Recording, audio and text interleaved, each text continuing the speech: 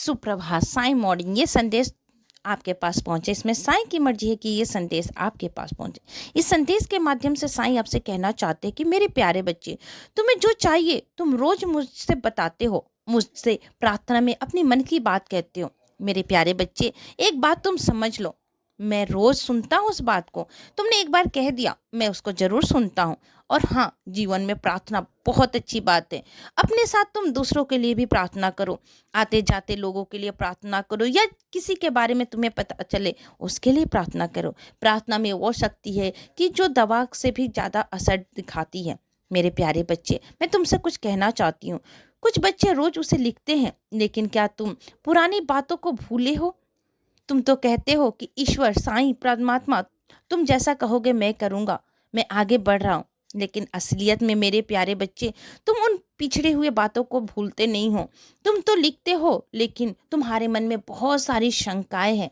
मेरी बात को, मेरे एक वचन को याद रखना, जैसा भाव रहेगा जिस जन का, वैसा रूप होगा मेरे मन का।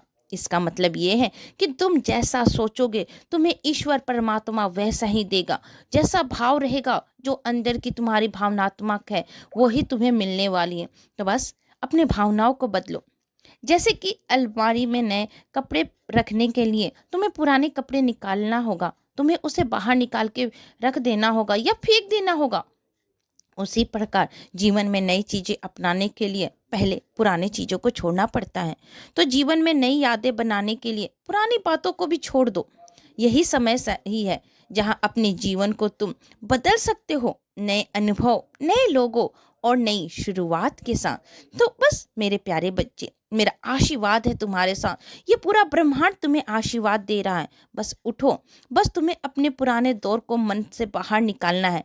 अपने सारे डर, मन की शंका, सब कुछ भूल जाओ। मैं तुम्हारे साथ हूँ, मैंने तुम्हारा हाथ थामा हुआ है। ये पूरा ब्रह्मांड तुम्हारे साथ खड़ा हुआ है।